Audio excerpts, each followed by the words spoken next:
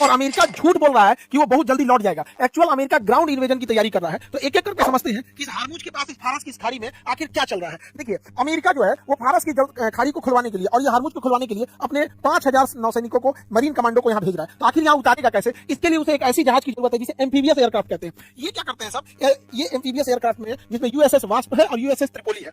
ये जहाज क्या करते हैं सब? ये 7th फ्लीट के हिस्सा है सब। ये कई डेक के होते हैं, कई लेयर के होते हैं। इसके ऊपर में हेलीकॉप्टर और लड़ाकू जहाजें खड़ी रहती हैं और इसके अंदर के डेक पे फौजी के रहने का जगह होता है, बख्तरबंद गाड़ियां होती हैं, ग्राउंड अटैक के लिए सारी सामानें रखे रहते हैं। तो ये एयरक्राफ्ट कैरियर से थोड़ा छोटा होता है लेकिन बड़ा काम कर देता है और इसके ऊपर से लगातार जहाजों को उड़ा उड़ा के भेजा जाता है। अब जो जहाजों में फ्यूल खत्म हो गया है या मिसाइल भरनी है तो ऊपर नहीं भरते, यहाँ साइड में देखिएगा हैंगर होता है। ये लोग क्या करते हैं, इसको डाउन करते हैं और इसके अंदर वाले रेक में लेके चले जाते हैं। तो जैसे जो उतरा उसको इधर से अंदर भेज देंगे, उसमें सारा सिस्टम लोड होगा, मिसाइल, गोली, बारूद, बंदूक, और फिर इसको इधर से जाके निकाला जाएगा यहाँ पे। तो ये कंटिन्यू फ्लाई कराते रहते हैं। इसके अंदर लगभग 5000 सैनिक रह सकते हैं। इन 5000 सैनिकों को लेके एक बार में इसमें चला जाता है। इसमें गाड़ियां, ट्रक्स वगैरह सारी चीजें लोड हो जाती हैं जिससे कि एक युद्ध करने में इन लोगों को आसानी हो। और इन सैनिकों को वहां रहने के लिए, सोने के लिए, उनके आराम करने के लिए, खाना बनाने के लिए मेस रखा जाता है जहां वो खाना पीना बना सके। वहां इंफोटेनमेंट सिस्टम होता है, इनका जॉगिंग के लिए जिम वगैरह सारी व्यवस्था रहती है। कोई बीमार पड़ गया तो सबके लिए हॉस्पिटल वगैरह सब रहता है। इसके अंदर क्या होता है? इसके अंदर गाड़ियां होती हैं, टैंक होता है, हॉवरक्राफ्ट होते हैं। ये सब एम्फीबियस होते हैं जो पानी पे भी चल सकते हैं और जमीन पे भी उतर सकते हैं। और इसी में सेना वगैरह सब रहती है, ऊपर लड़ाकू जहाज और हेलीकॉप्टर रहते हैं। तो ये किसी देश के आगे रुककर मरीन कमांडोज के लिए सबसे बेस्ट जगह प्रोवाइड करता है। अब इसमें समझते हैं, जब इतनी भारी भरकम लाव लश्कर है इसके अंदर तो इसकी सुरक्षा देना भी जरूरी होता है। तो इसकी सुरक्षा चारों ओर से दिया जाता है।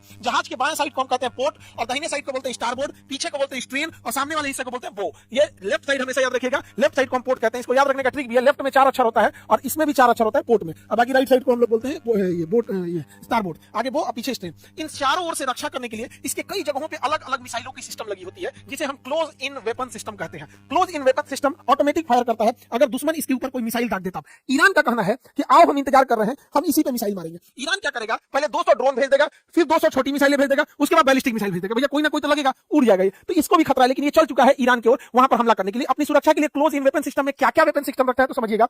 वो 116 रैम मिसाइलें रखता है और ये जितनी मिसाइलें हैं ये इसकी 2 सेट आगे रहते हैं, 4 सेट बीच में और 4 सेट पीछे रहते हैं, यानी टोटल 8 सेट ये मिसाइलें होंगी। जितना बोलेंगे वो सबका 8 होगा, 2 आगे, 2 पीछे 4 और 4 बीच में 8 होगा। अब ये रैम मिसाइल क्या करती है? अगर दुश्मन का कोई भी जहाज आ रहा है तो बिना पूछे ऑटोमेटिक मार के गिरा देंगे और ऐसे ऐसे इस पे 8 लगे होंगे। उसके बाद से सी स्पैरो, ये भी 8 संख्या में लगे होंगे मिसाइलें। सी स्पैरो थोड़ी लॉन्ग दूरी से अगर कोई मिसाइल या ड्रोन या कुछ भी आ रहा है तो उसको जाके ये मार सकता है। सी स्पैरो मिसाइल, इसकी भी संख्या 8 जगह लगाई रहती है। अब उसके बाद कॉलेक्स जो close in weapon system firing gun है, इसकी भी संख्या बहुत ज्यादा होती है। सबकी संख्या 8 की होगी, चारों डायरेक्शन में रहेगा, हर जगह पे, चाहे कहीं से भी कोई आए। और ये जितने मिसाइल सिस्टम है ये 80 डिग्री ऊपर तक मार सकते हैं और 20 डिग्री नीचे तक मार सकते हैं, यानी हवा से भी कोई आएगा तो मारेंगे और पानी में से भी कोई आएगा तो उसको भी ये मार देंगे। अब ये देखिए गोलियों को बिछा देता है, एकदम पानी की तरह गोली बिछा देता है। 1 मिनट में 6000 गोली मारता है। कुछ ड्रोन आए, मिसाइल आए, कुछ हुआ मार के गिरा देता है। लेकिन इसकी भी एक कैपेसिटी है, 500 ड्रोन यहीं पे आ जाएंगे, जब गोली खत्म होगा चेंज होंगे तो एक मार देगा यहाँ पे। तो इसलिए हर चीज का सिचुएशन है। भारत को भी ईरान और यूक्रेन का जो युद्ध